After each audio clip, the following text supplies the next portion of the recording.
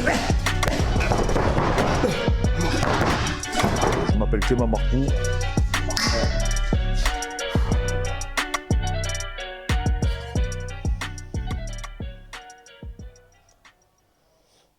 Salut à tous les amis, on se retrouve aujourd'hui pour parler du combat de Paddy Pimblett et on va faire une analyse technique hein. Avec Fred FMC, on va revenir un peu sur ce combat. Hein. Ouais, sur la petite partie de la fin qu'on a bien aimé, surtout que Paddy il s'est bien exprimé à la fin avec cette finalisation depuis le dos. Et donc on va revenir sur les petits détails qu'on a vus, qu'on a bien aimés.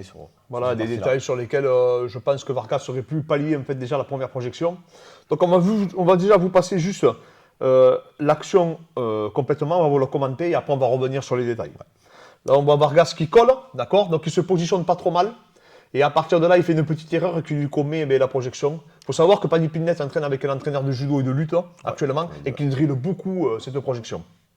Donc double underhook, il a du coup les deux bras en dessous en papillon. Et là, Paddy Pimblett a profité d'une opportunité pour passer dans le dos et ensuite étrangler l'adversaire. Donc avec un étranglement classique, étranglement arrière. Alors là, on voit il frappe toujours pareil pour faire remonter le menton. Il a un bon contrôle du dos. Après, on reviendra sur le contrôle du dos en sur détail. Le triangle de corps.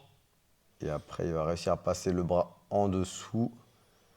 Donc le bras du dessus, au niveau sous le menton et étrangler. Donc, étranglement assez il a classique. juste à faire la torsion là et ça suffira. Donc là, maintenant, on va revenir plus donc on va revenir totalement au début. Oui, donc, Vargas, il a bien la tête en dessous, c'était pas mal quand même. Au début, alors, ce qu'il fait Vargas, on voit, hein, tu peux expliquer Fred de la tête et le vecteur. Donc la tête ici, en dessous le menton, ça permet de vraiment gêner, comment ça s'appelle, Paddy Pimblett pour essayer de ressortir. Et donc il gère bien au niveau de la colonne vertébrale. Il a vraiment la tête bien placée. Le problème qui va se passer, c'est que donc, sa tête elle est placée au niveau de son centre de gravité. Et il va faire l'erreur de la décaler un peu trop sur le côté ici. Et ça va créer du coup un déséquilibre que Paddy Pimblett va profiter. Et en fait, ce qu'il aurait fallu faire, c'est plutôt, au lieu de mettre donc, sa tête, la laisser ici et balancer son bassin de ce côté-là. Ouais, en fait, pour pallier au mouvement de judo. Pourquoi ? Parce que ce que veut Paddy Pimblett, c'est avec sa jambe, donc vous voyez là, en fait, ce qu'il veut, lui, c'est la passer à l'extérieur pour pouvoir exploser. On l'a vu qu'il cherchait ça depuis le début. Hein. D'ailleurs, son coin lui a dit, et en plus, comme je vous dis, il le drille énormément. Par contre, ce qu'il a bien fait, c'est de contrôler le poignet, parce qu'on sait que Paddy Pimblett, il est reconnu pour ses triangles à la volée. Du coup, quand il contrôle le poignet, c'est qu'il veut passer sa jambe par-dessus. Voilà, ça, on sait, il veut partir, donc on vous remontre. Donc, l'action démarre, on voit, il se place. Là, on va voir, il va se placer petit à petit. Voilà, l'erreur, elle est là. Donc, je le repasse au ralenti. Il est là, hop. Et en fait, ce qui s'est passé, c'est que son corps, comme je vous le disais tout à l'heure, il est beaucoup trop près, son bassin, il est trop dans ce sens-là. Donc, en fait, ça permet à Pimblett de rentrer à l'intérieur et de venir juste chercher le balayage. Et là, hop, de faire la projection. Quand il a projeté, à ce moment-là, là, Fred, tu peux intervenir. Il va reprendre donc, du coup, un papillon, c'est-à-dire les deux pieds entre les jambes de Paddy Pimblett pour venir crocheter. Et là, ce qui va être bien, c'est qu'il va prendre ce qu'on appelle le double under, c'est-à-dire double esgrime, les deux bras en dessous des bras de Paddy. Et là, ce qui est bien avec cette projection, c'est ce qu'a fait Jack Shore contre Timur Valiev dans le même événement. Ce qu'aurait pu faire Vargas, c'est repousser pour remonter en gréco. Et là, lui, le problème qu'il a fait, c'est qu'au lieu de remonter en gréco en repoussant, il a lâché complètement d'un seul coup. Du coup, il n'a pas créé d'espace. Et là, on lâche. Voilà. Il lâche et l'erreur qu'il fait, c'est que Paddy profite de l'espace entre la cage et le dos de Vargas. Vargas aurait dû coller contre la cage avant d'amorcer la remontée. En fait, Vargas, ce qu'il aurait dû faire, c'est à ce moment-là, en fait, venir coller son dos contre la cage et au moins, ça n'aurait pas laissé l'opportunité à Pimblett. Pimblett aurait pu reprendre le 100 kg, donc passer sur le côté en croix, stabiliser, contrôler peut-être le biceps. Et en plus, on voit qu'il ne contrôle pas assez bien les poignets. Pour moi, déjà, il ne contrôle pas assez bien le poignet. Il aurait dû enrouler le bras de Pimblett.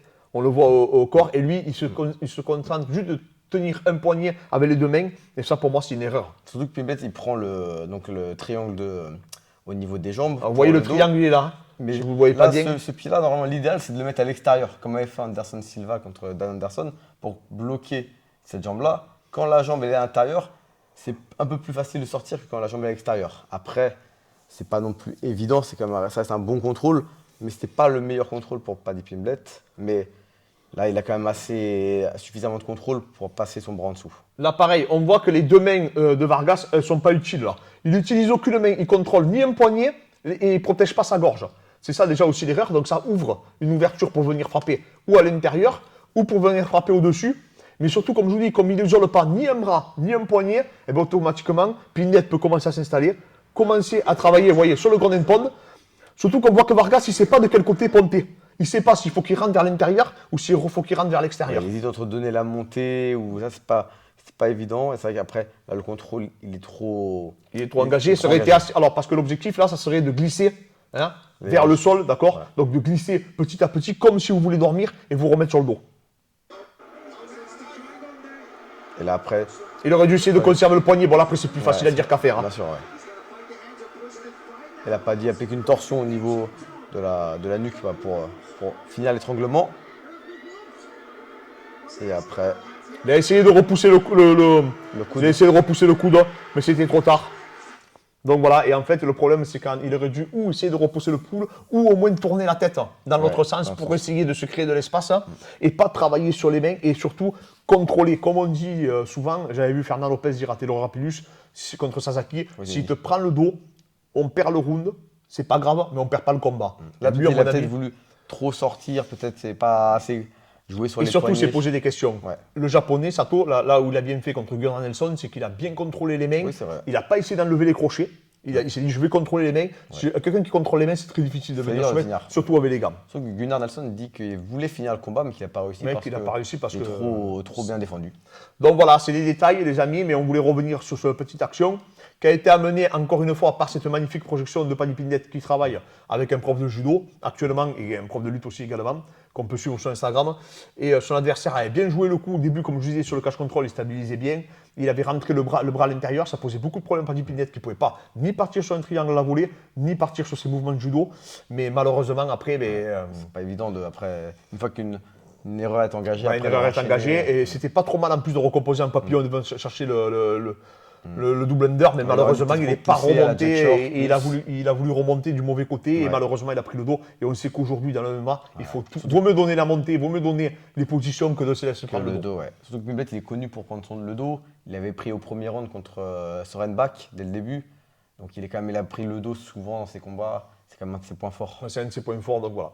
Donc voilà les amis, on continuera à vous faire des petites vidéos comme ça d'analyse.